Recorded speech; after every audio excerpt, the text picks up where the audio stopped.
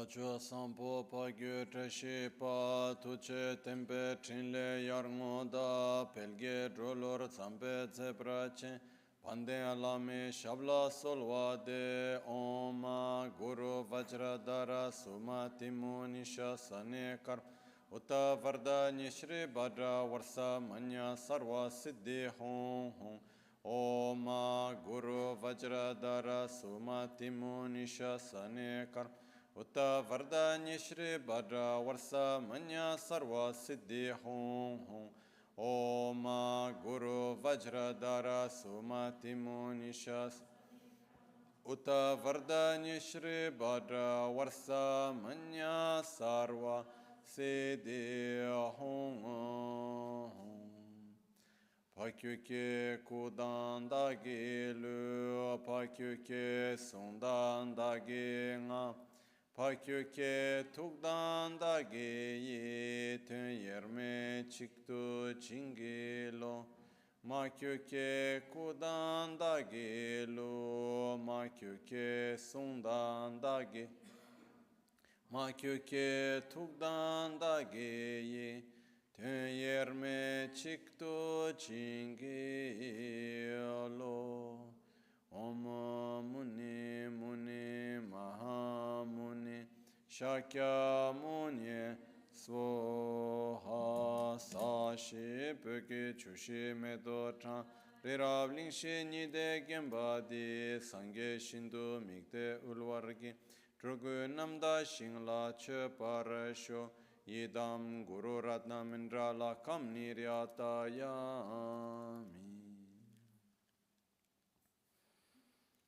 Sangye Chedan Soge Chonam La Chancho Pardo Dani Kyapsuchi Dagi Chushe Gibe Sonam Ki Drola Pinchra Sangye Druparesh Sangye Chedan Soge Chonam La Chancho Pardo Dani Kyapsuchi Dagi Chushe Gibe Sonam Ki Drola Pinchra Sangye Drupara Sho Sangye Chedan Tsogi Chonamla Chancho Pardo Dani Kyapsu Chi Dagi Chushe Gibe Sonam Drola Pinchra Sangye Drupara Sho. In the Buddha, Dharma, and Sangha, I take refuge until enlightenment. With the practice of generosity and the other perfections, may I obtain Buddhahood for the benefit of all sentient beings. In the Buddha, Dharma, and Sangha, I take refuge until enlightenment. Through the practice of generosity and the other perfections, may I attain Buddhahood for the benefit of all sentient beings. Namo Yalhaye Kedan Ludan Vijinke Drubudada Mike Namdan Druvakunge Dranam Chitsampa Tamche Ketu Dagi Chuten Tong.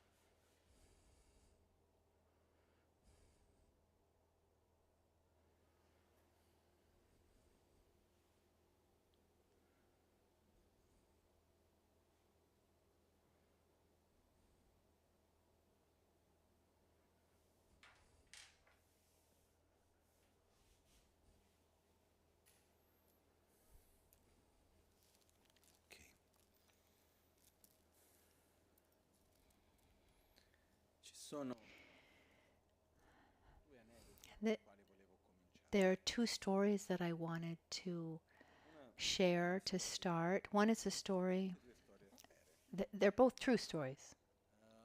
The first is a story, it's said that in a remote part of Tibet, there was a small village, very, very far from everything, where it was going from one place to another was very long and hard. And for many years, they didn't want contact with people from outside. Every once in a while, someone would come from outside, saying something, and they wouldn't believe it, and they said, "Oh no, that's not." They were always in disbelief. Let's say they were so isolated, so they never accepted or understood that there was a social political change.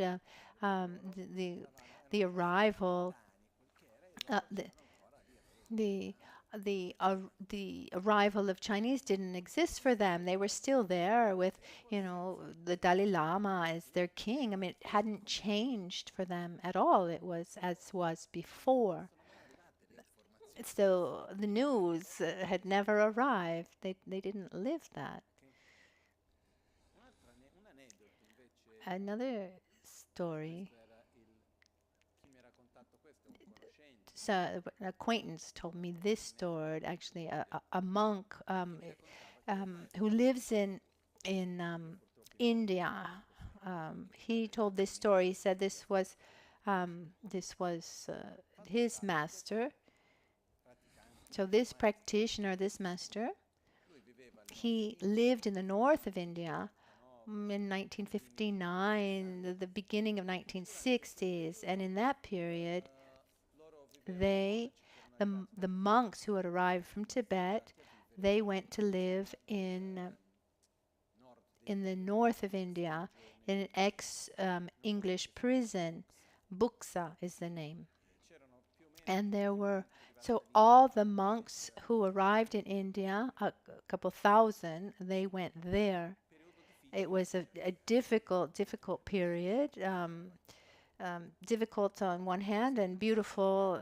Some aspects are beautiful, so I have been told. So this practitioner went to go on retreat.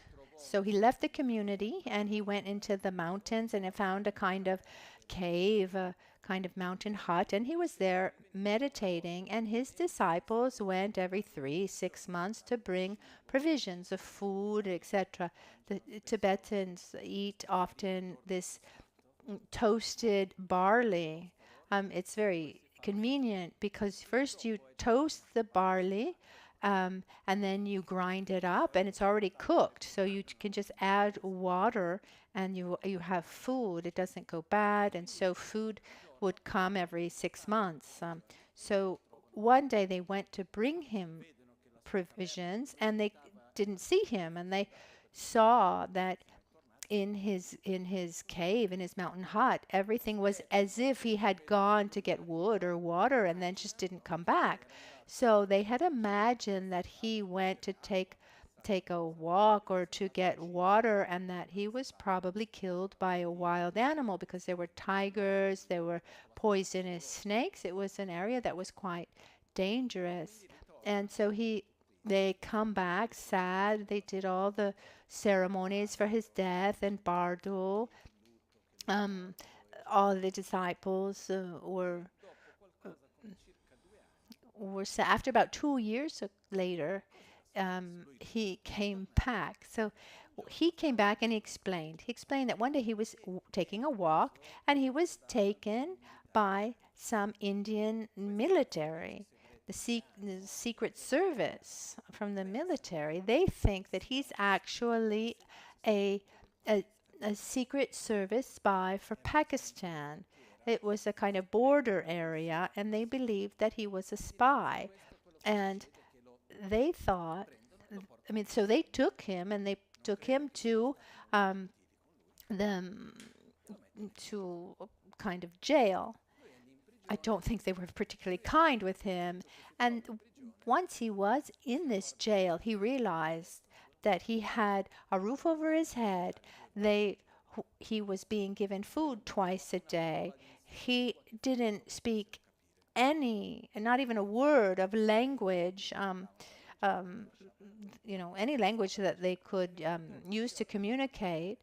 They treated him well enough, and he spent about 14 hours meditating.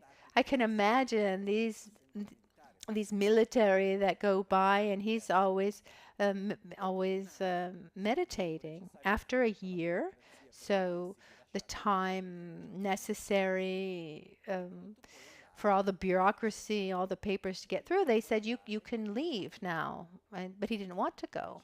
He tried to explain that he hadn't finished his retreat.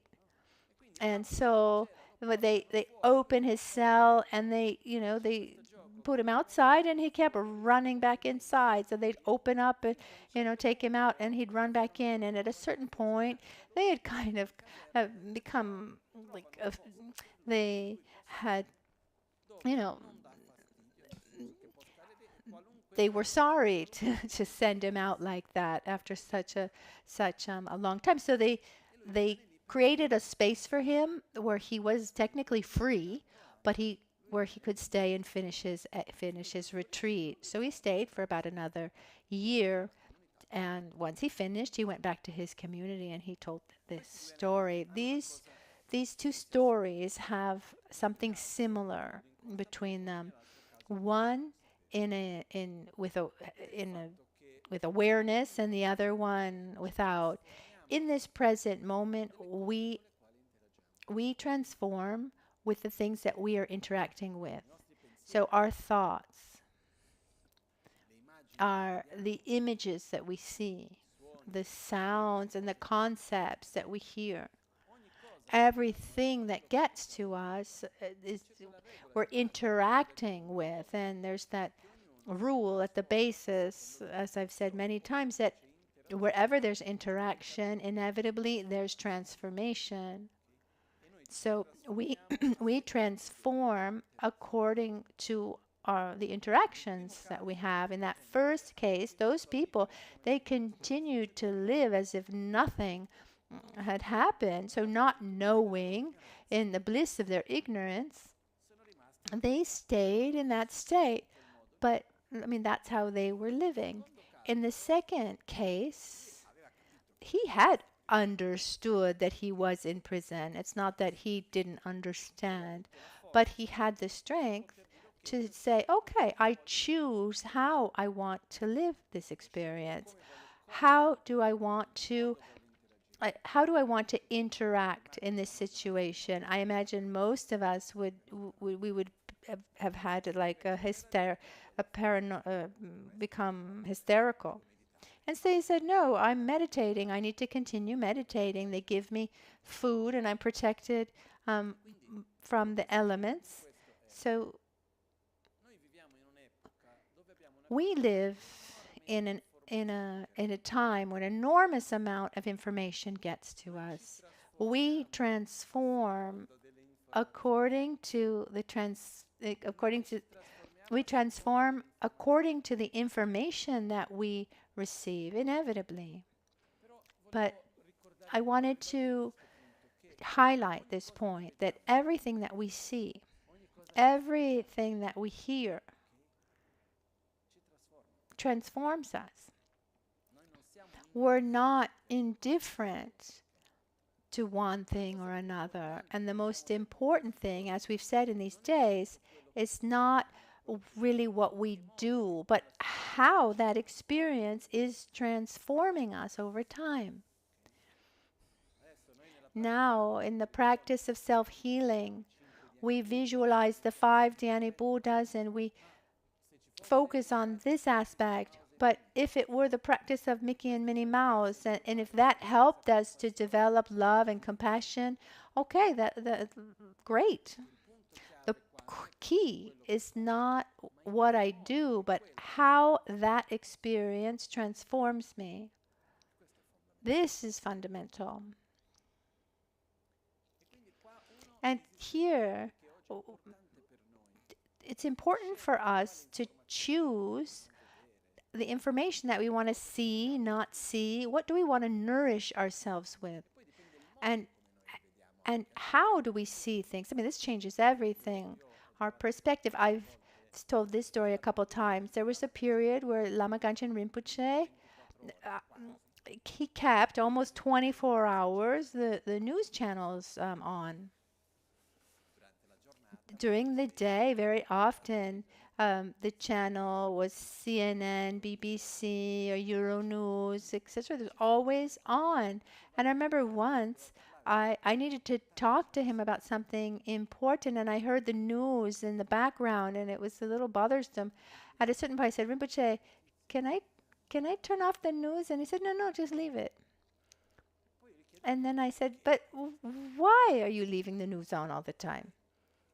The news channels, when you watch them for a longer amount of time, I mean, you can watch them. You can watch them for a few minutes and then watch after an hour, or maybe even after a week, because it's really the repetition. It repeats itself again and again. And he said, if I tell you the truth, I don't really understand the news so much. If you ask me what's happening, I wouldn't be able to tell you. But I keep the news on because they're showing only bad things, and so I can connect with what's happening and I can pray for these people. It's like a bridge to be able to connect with the world where there's more need, and so I can direct my prayers to them. He used a modern technique. Instead of visualizing beings, he could see them indirect. So often the way we do things really changes everything. So it's not just what we see, but how we see it. That changes also so much. But let's remember that everything we do see that leaves an imprint. Like a few years ago, I read about a scientific study where there was this program, this research. They took a large number of kids and they had them play video games that were violent. And the question of the study was, a person who is exposed for a long period of time and where you play a video game with violence, you imagine killing, does that change their behavior or their emotions? Yes or no? The obvious answer is yes. We saw that those who spend a long time playing violent games have a much higher tendency to react with violence. There's also those who say the games, like war games that are played by adolescents, they're made to prepare the forma mentis to actually go to war, to go to the military. And they showed that the research of those in the First and Second World Wars, and then today, they have less trouble killing than in the past. But I remember these children watching these violent games with these pistols, So the message is one should react like this. Of course, when one has activated or reinforced that predisposition, so everything that appears to us, everything we see or hear leaves a very powerful imprint in our mind. We're not indifferent to what we see, to what we hear, and so forth. And an important point in Buddhism in general and in the practice of self-healing, what we're seeing is being able to choose with awareness to familiarize ourselves with things that are good for us, to familiarize ourselves with awareness, with interactions, images, sounds, thoughts, etc., that help us develop the part of ourselves that we want to develop. Do you want to be a more calm person or a more nervous person? Do you want to be more aware, or do you want to be unaware? Do you want to be a more loving person or have more anger? What kind of person do you want to be? And this is a very important question. It's not about what we want to do in the future, but what do we want to become? And according to who we want to become, I need to familiarize myself with those aspects that will take me to being that person. So in the practice of self-healing, we have the five Dhyani Buddhas, also the five great mothers. And we can use the term, we can say that they're archetypes, they represent these qualities that we want to develop. So we have Amoghasiddhi green, representing the power of realization, courage, determination, rejoicing, holy action, this ability to oppose that which is negative and generates suffering. He's the opposite of fear and envy and jealousy. And when I connect with Buddha Amoghasiddhi, I'm connecting with all of those qualities. It's important for us to remember that we need to value this symbolism. When I connect with Ratnasambhava, naturally, generosity, humbleness, humility, Akshobhya at the heart, we have love, compassion, patience, stability, joy, Amitabha at our throat, concentration, satisfaction, Veruchana at our crown, inner space, and wisdom. But there's something that I want to highlight before explaining the part of the symbols.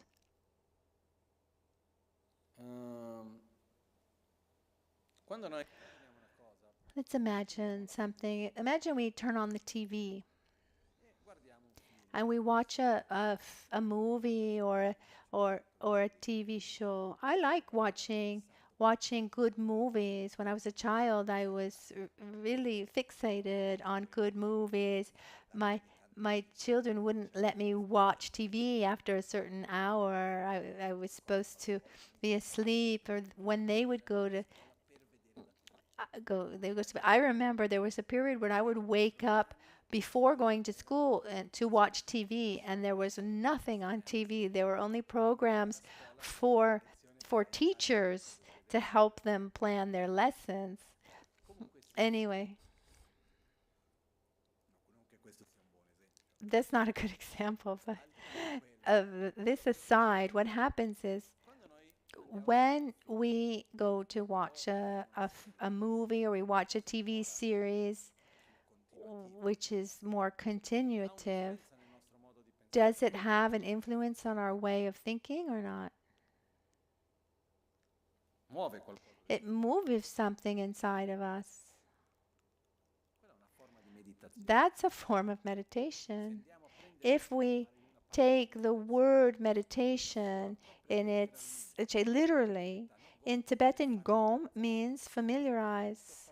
I'm familiarizing myself with ideals, with ways of thinking, ways of doing, with concepts, with values. I'm familiarizing myself with all of that. So what I mean to say is we need to be careful to not take an important amount of time to meditate on self-healing, where we familiarize ourselves with love and stability. And then when we're not meditating formally, we meditate without knowing it on the opposite. I don't know if that's clear. Because the two main forces that move things, attraction and aversion, these are the two main strengths that move things. And in the Lojong teachings, we see that part of the 9 objects. My friend, the one who's good to me is my friend, bad to me is my enemy. The one who's bad to my friend is my enemy. Who's bad to um, it's the one who's are bad to my enemy is my friend, you know, and so on. And then those who are neither kind or unkind, they're neutral. So one of the objectives in our practice is to not let us be overwhelmed or taken by these extremes and maintain a balance.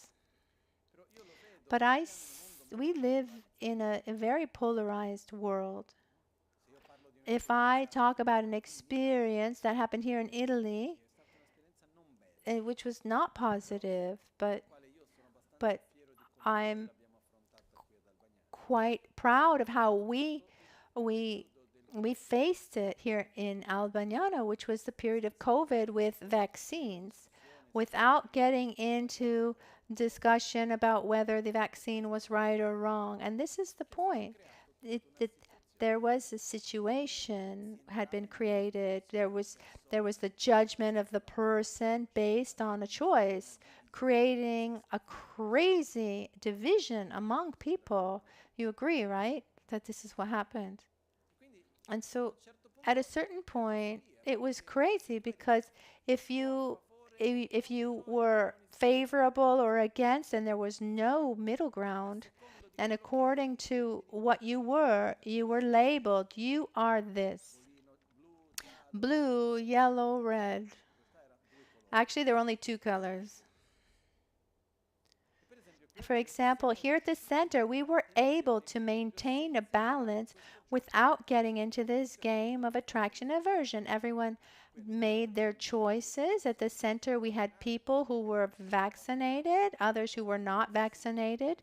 Everyone felt free to do as they thought, without being judged, without having to, without feeling like they were being labeled or with.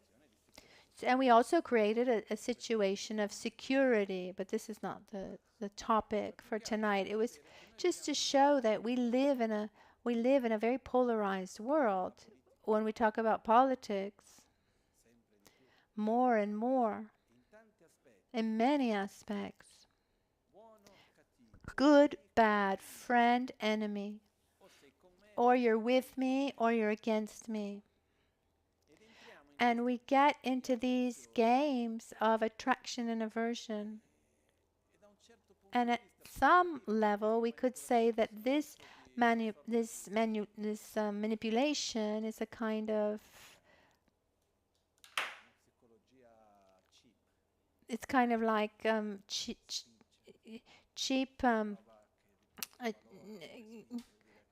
very cheap psychology. But we need to be careful to not get into these games. For example, one important key is learning to not judge the person, but choices, actions, and thoughts. Because when I see, okay, you do this, so you are, I'm generating attraction or aversion towards you. When instead I say, you do this, and it seems like it's positive, and this seems bad, I have attraction or aversion towards what you do. And that changes completely. We stop putting on labels.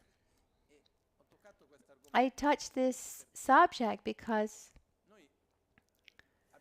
we constantly receive information, and often this information is manipulated and polarized, and it's up to us to choose how we want to listen.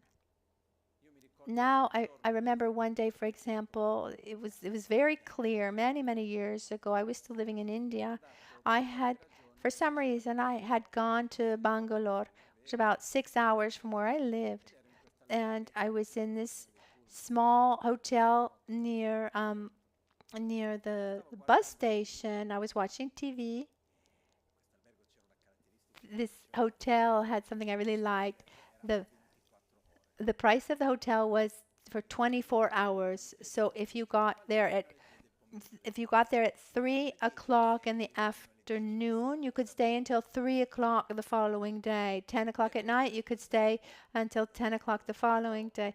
Anyway, so I had the TV on. I was watching news, and there was BBC and CNN, and there was a specific news piece, if I remember, the United States or English, I don't remember who, they had sold arms to Pakistan, but one country was for and the other was against to it, between the America and the United States. So the same interviews, the same events, one showed as if it was absolutely the best and the most appropriate thing to do, and the other one with this, they showed the interview as if it were something absolutely horrible. I mean, it was so clear that they were trying to manipulate their point of view, and this is everywhere. Even our neighbor who says, "Oh, hey, have you heard about this?" I mean, naturally, when we talk, we play on attraction and aversion, but we need to be very careful with the news that we receive to not nourish that part of ourselves that we don't want to grow. I don't want to develop hate within, aversion towards anyone. But I see that very often there are the different the forces, that pull me. I mean, in Brazil, for example, we've had very difficult political situations where entire families stopped speaking among themselves because maybe one side voted for, another voted for against, etc. I remember being in Brazil that many people who rebelled. They were upset because I didn't take a position politically. But my main point is I can and I am favorable to to certain points of view, etc. But I don't enter into I don't enter into the game of the enemy and friend, because we're naturally, it's just so easy to be taken by this game. So generally, in any camp, I was looking at other news. Oh, poor guy here, and oh, the horrible person there. I mean, before you know it, you're overwhelmed by feelings that you're cultivating anger, and it's important. It's important to have clear values and understand. I agree with that. To be able to choose, but the feelings that I want to cultivate, those are the ones I need to develop. And in self-healing, the feelings that we want to cultivate, starting from white color, or let's start from green, because we start from the bottom. We're on Ri. So from the Ri, the symbol that is developed is a double green Vajra at our secret chakra, and that represents the development of the power of action, of eliminating our doubts, uncertainties, developing rejoicing, the happiness for the happiness and virtue of others, the all-accomplishing wisdom, our ability to not have doubts in our actions, courage, determination, the strength in the action. And at our navel, a yellow jewel arises, which represents developing within equality, the wisdom of equality, but also humbleness and generosity. By humbleness, we mean this ability to maintain our balance, our center, without having to compare ourselves to others. Because if I feel inferior to one, then I'll feel superior to another. If I feel superior to one, then I'll feel inferior to someone else. Naturally, it's like this. When in this context, when we say humbleness, it's not about feeling inferior, but saying, I am here, I am myself, I don't need to feel better or worse than anyone. I have my characteristics and my story, you have yours. I can have better conditions in some areas, and you can have better conditions for others, but I don't need to compare myself to anybody, to see myself.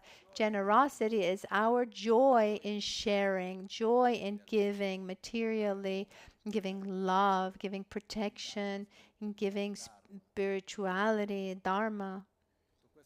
All of this is that jewel that arises. The jewel represents wealth.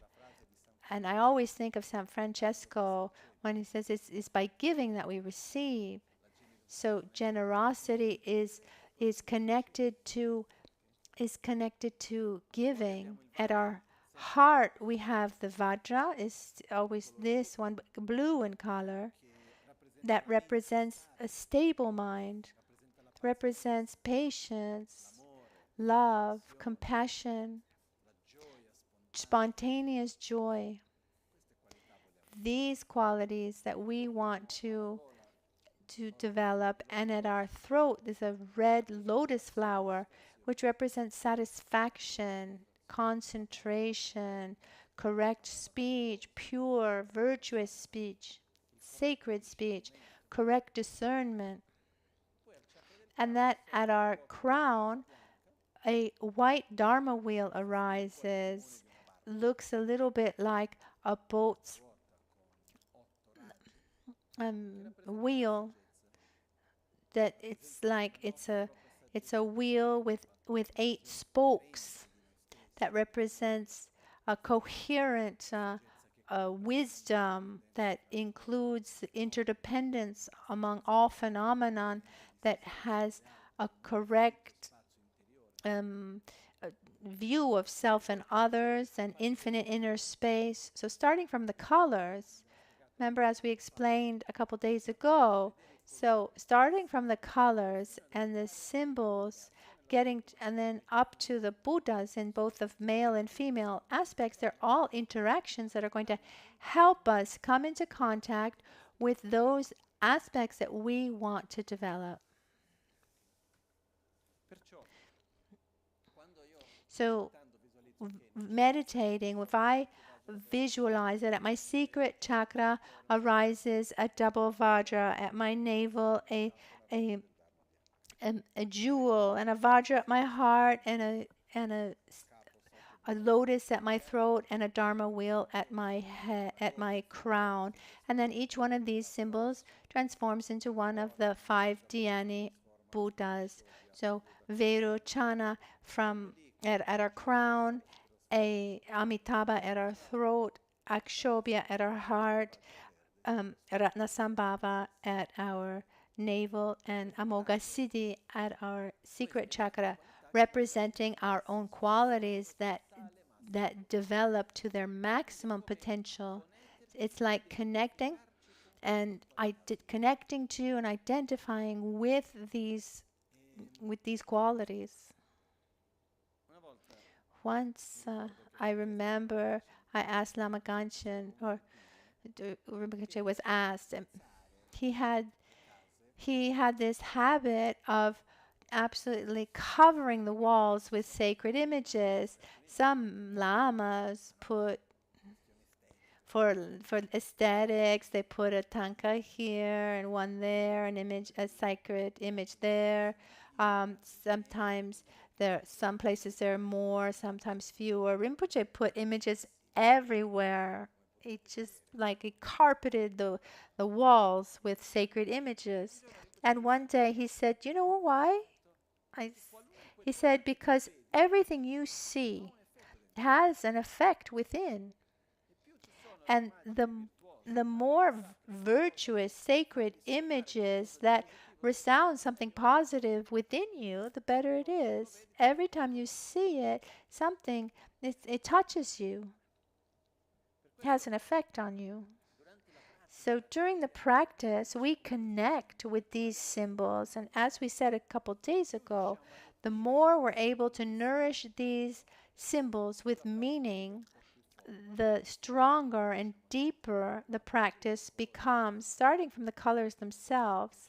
And then there are the seed syllables and the symbols and the putas that have an important color. The other day, these things, like as you nourish the symbols with meaning, then you really connect them. A few days ago, I was having dinner. There were a couple people. It was a big table, and at this table, there were 3 people on one side and 3 or 4 on each side, and I was at the head of the table. And 3 on one side had chosen to drink red wine, and the other side, they were drinking white, like prosecco, champagne. Look, on the left there's white, and on the right is red. White and red. What is that? That's method and wisdom. White represents male energy of method, and red is feminine of wisdom and the correct view of reality. And the fact that they're both, I mean, it was really good. It was auspicious, and this has made me just remind. This just reminded me of a scene. Once we were in Borobudur, and someone came like in ecstasy, said, "I saw the union of bliss and emptiness, and the 2 bodhicittas that came from descended from the stupa and came down." No, because it's very specific. He said, no, it was a Coca-Cola. It was a Coca-Cola that was coming down, and one connected with that Coca-Cola from down up. Or Geshe Champa Sengye, great master. He came to Italy in the 1960s. At a certain point, he was watching a lot of TV. And they told me that being near him while he watched TV was really interesting, because in everything he watched, he would find Buddha's teachings, the Lamrim teachings. He would say, "Oh, look at the attachment. Oh, look at this person's doing this." And everything was a basis to connect to an aspect of the teachings. So when we nourish these symbols, well, then we're able to connect to them better. But we need to connect to and nourish ourselves with the things that are beneficial. I remember a friend of ours, it was Mr. Jan, I can say it. He lives in Holland, and there was a time where he told me that he was here, and in the morning he would put on a t-shirt. He would choose the color of the t-shirt depending on the emotion that he wanted to develop. Blue if he needed more patience, or yellow if he needed to feel more generous. And then he had a t-shirt that he used to put on every once in a while, and the t-shirt said, "Today's my Bodhisattva day," and he would really think of it seriously. Okay, today's my day to act as a bodhisattva, to be careful and kind to others, etc. These are things that help us familiarize ourselves with what we want to develop. So let's remember the phrase of Buddha, "I am my own protector, I am my own enemy." We live in a complex world, but at the end, there are choices. What do we want to interact with, and how do we want to interact with? This makes a huge difference to how we transform ourselves. So the part of the symbols is quite simple to explain. It's important that for those symbols to have power, it's important also to nourish them with experience and meaning, and that makes all the difference as we go on with the practice and try to bring them into our daily life, give them meaning. For example, maybe in the morning when one gets dressed. There's a part of the teaching that I've been wanting to give for a long time. The practice of self-healing outside the sessions, because we have how to practice during the meditation sessions, but also outside meditation sessions. Um, how to wake up and dress and eat, etc. For example, there's also a mantra for and visualization as we brush our teeth, as we shower. This aside, what happens is when we get dressed, for example, if we see the image of Tara, for example, or of Avalokiteshvara, there's the image, that white statue of Avalokiteshvara. You can see that all the ornaments, or here behind with the great mothers that have these jewels. There's six main types of jewels. What do they represent? In this case, Tara or Avalokiteshvara is adorned with generosity, morality, patience, enthusiastic effort, concentration, and wisdom. And when one puts on earrings or gets dressed, if one learns how to attribute a meaning to it, okay, today I'm going to wear this because I need to nourish myself with more patience or generosity, or this reminds me of the commitment that I have to see others and not to be indifferent. When we give meaning to things, they take on that meaning. And it's important for us to apply the practice of self-healing outside of our meditation session. Connect with the five Dhyani Buddhas, connect with their meaning and the qualities that we want to develop, their colors, etc., in our daily life. And this also, little by little, this helps us familiarize ourselves with this and develop those specific characteristics. I think that that's clear. And the reason why I gave that example at the beginning is to remind us about that meditator. Of course, there are extreme situations, and either you have a very developed mind. I don't think that the most of us we find ourselves in an extreme situation, and we can choose how we want to relate to relate to situations and people. Like when Rinpoche was asked why he had so many friends, I mean, he used to joke and say he has, 1,500 intimate friends because he had this ability to create intimacy with everyone. It was really beautiful. And when they asked him, "How is it possible? How do you have so many friends?" And he said, "Because I relate to the qualities of everyone and not their defects." It's a choice that we have.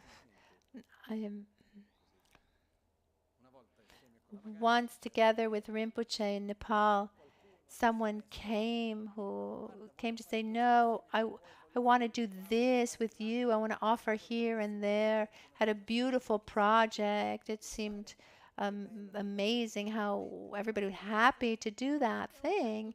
And then one day it was just finished and nothing was done.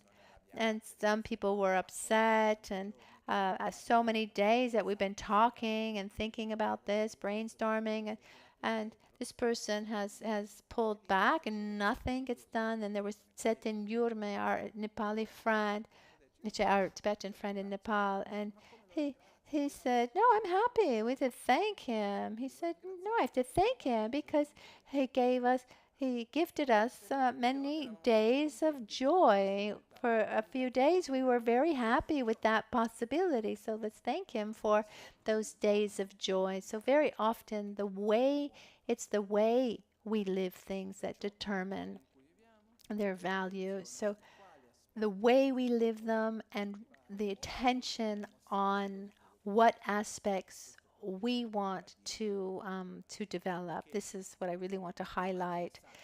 Holy images, sacred images. Reason to have sacred images is not for any kind of mystic reason. There's the part of blessings or the wisdom beings, but there's also the idea that every time I see that image, I connect with something virtuous. It has an effect on me. This is extremely important. Okay? This is more or less.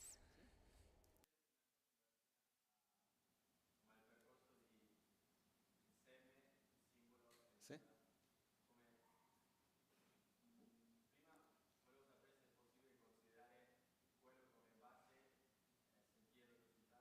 Mm.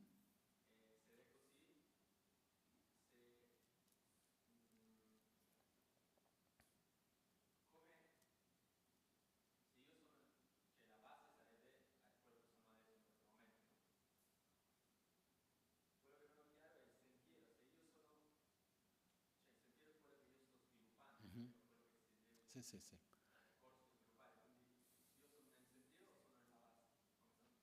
Tutti e due.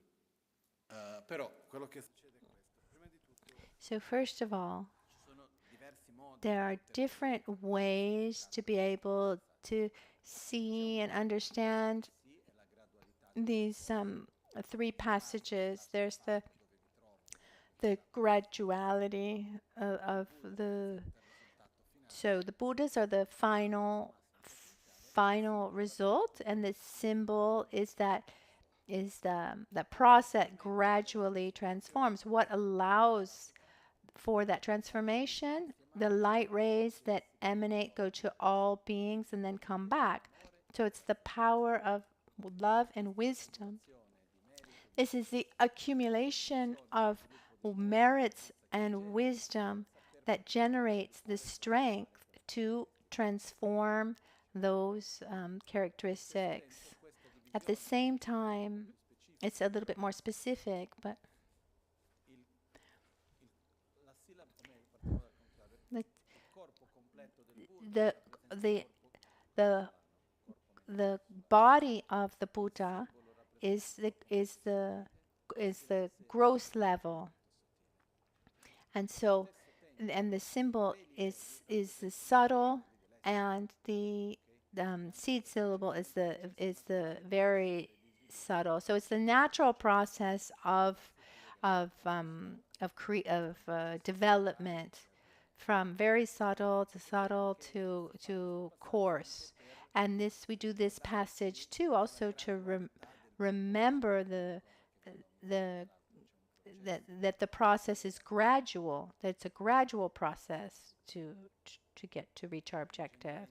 But in Tibetan, we use the term Semba Sumtsik, which is the three beings put together, the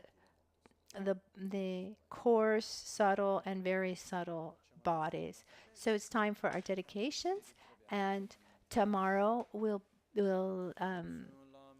come back at 7. Losan tempe drume sasumgi drove munsel tatu negure chi kewa kunto yanda lama dang dralme cheki pela lonche chin sadan lamgi yunte rabzon dorje changi koba nyurtobe sho nimo dele tsendele nime kuyan delek shing Ninsen takto delek pe kuncho sumke chingelo kuncho sumke ngodrubut sol sumke trashi sho. At dawn or at dusk, at night or midday, may the three jewels grant us their blessings. May they help us to achieve all realizations and sprinkle the path of our lives with various signs of auspiciousness. At dawn or dusk, at night or midday, may the rituals grant us their blessings. May they help us to achieve all realizations and spring all the path of our lives to its various signs of auspiciousness. We'll see you tomorrow morning at 7. Just one thing, just to share, to put the intention. Today, I had a crazy idea a couple of days ago, and the first step to realize it has come about. In Milan, there's a beautiful museum called the Mudik, and this museum, there's a statue of Yamantaka. They have a beautiful statue of Yamantaka, and when they wanted to inaugurate it, it was my birthday, and I didn't really feel like going, in the sense that I didn't think it was very special. But when then I was in front of that statue, I was really, really taken by its presence. It had been destroyed a little bit during the Second World War. It's missing a few implements, but in being in front of that statue, one really feels like it's intact, complete. And I wanted to go and see that statue recently, but it wasn't there anymore. And then during the retreat of Yamantaka, I thought, what if we kept the Yamantaka statue here? I don't know. And so we wrote to the museum, and there might be a real possibility to house this statue. So let's all put this seed so that this can really happen. Something. So the museum,